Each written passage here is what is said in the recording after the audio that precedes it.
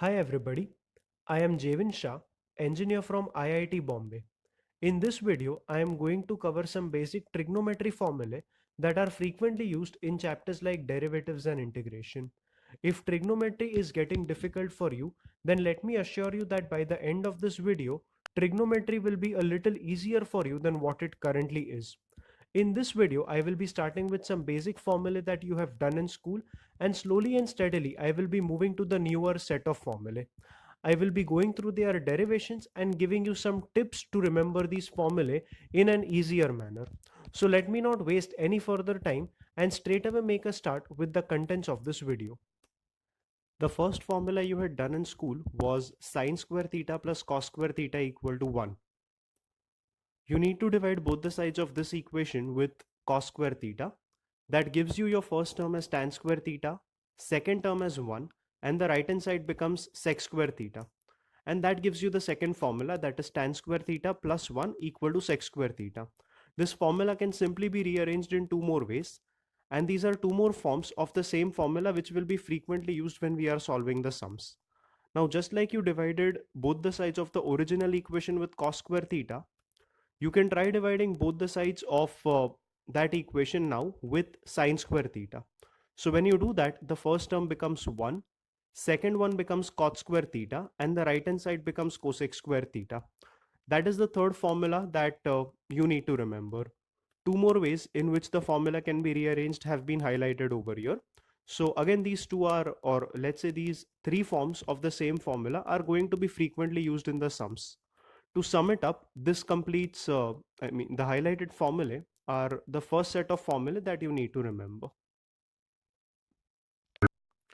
The next formula you had done in school was sine 90 minus theta equal to cos theta and cos 90 minus theta equal to sine theta. You need to remember it in both the ways. That is, even if I say cos theta, you can write it as sine 90 minus theta, or if I say sine theta, you can write it as cos 90 minus theta. Just to give you an example to support this formula, let's take the value for sine 30.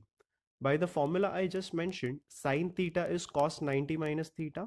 So sine 30 would be cos 90 minus 30, and 90 minus 30 gives you 60. So ultimately I get sine 30 is equals to cos 60. From the trigonometry table, you know that sine 30 is half, as well as cos 60 will be half. So ultimately the two values are equal, and that supports the formula I just gave you. All and all, this is a formula you need to keep in mind, that sine 90 minus theta can be written as cos theta, and conversely cos theta can also be written as sine 90 minus theta. There is this relation that will always be followed between sine and cos. A similar relation gets followed between tan and cot. So if I say tan 90 minus theta, that would be cot theta. Cot 90 minus theta would be tan theta. And the same relation between sec and cosec. An important property that the sine function follows is that sine of minus theta will be equal to minus of sine theta. Just to show you an illustration, let's take an example of sine minus 30. Sine minus 30 will be equal to minus of sine 30, and that becomes equal to minus half. For all those who are confused with what negative angles are, let me tell you that every time we measure an angle in the xy coordinate system, we start with measuring the angle from positive direction of x-axis. Any angle measured in the anti-clockwise direction will be taken as positive, and any angle measured in the clockwise direction will be negative. So if I say an angle of 30 degrees or plus 30 degrees, that angle, if you start from the positive x-axis in an anti-clockwise direction, an angle of plus 30 degrees will make you reach the first quadrant. On the contrary, if I say minus 30 degrees, it is an angle of 30 degrees measured in the clockwise direction. So when I say minus 30 degrees, measure 30 degrees in the clockwise direction starting from positive x-axis, and you will end up reaching in the fourth quadrant. So that is about negative angles. Continuing with the results, cos of minus theta will be the same as cos theta. Just to give you an illustration for this, take cos of minus 30. That will be the same as cos 30 because I said cos minus theta will be cos theta, and the value for cos 30 will be root 3 by 2. In a similar way, take tan of minus theta. The definition of tan is sine upon cos. So I have tan minus theta as sine minus theta upon cos minus theta. That becomes minus of sine theta upon cos theta, which is minus of tan theta. Just an illustration, tan of minus 30 will be minus tan 30. That is minus 1 upon root 3.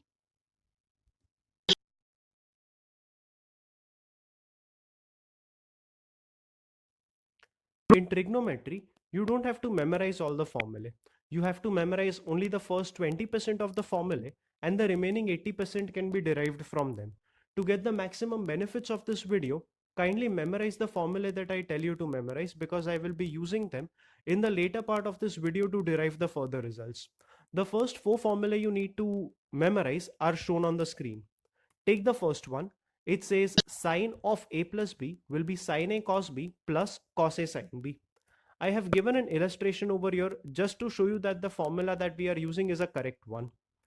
So if I take the value of a as 30 and b as 60, the left hand side becomes sine of 30 plus 60, and that is equal to sine 90. We know that the value of sine 90 will be equal to 1. So if the right hand side expression gives me the value as 1, I know that my formula is right. I am putting a as 30 and b as 60 on the right hand side as well. And that gives me the right hand side as sine 30 cos 60 plus cos 30 sine 60. Sine 30 is half, cos 60 is half, cos 30 is root 3 by 2 and sine 60 is root 3 by 2. I evaluate the numbers to get 1 by 4 plus 3 by 4, which indeed is equal to 1. So the formula that we are learning are correct. The first formula you have memorized is sin a plus b equal to sin a cos b plus cos a sin b. The second one is a similar one. It's the formula for sin a minus b.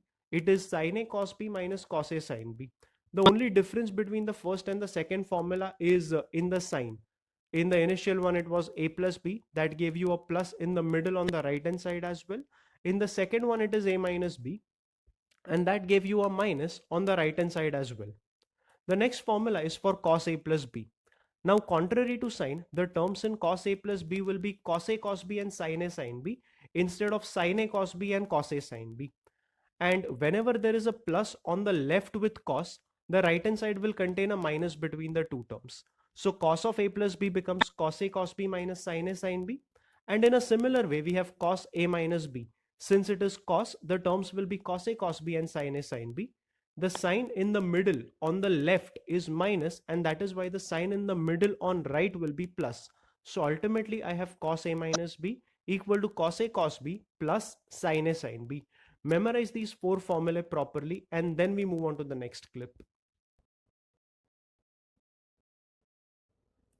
Next is the formula for tan a plus b. I have used the basic definition of tan, that is sin upon cos. So tan a plus b becomes sin a plus b upon cos a plus b. I have written sin a plus b as sin a cos b plus cos a sin b, and cos a plus b as cos a cos b minus sin a sin b. To continue with the simplification, I am simply dividing the numerator and denominator over here with cos a cos b. Separate the two terms in the numerator as well as denominator, and when you simplify them, you get sin a upon cos a plus sin b upon cos b. That's your numerator.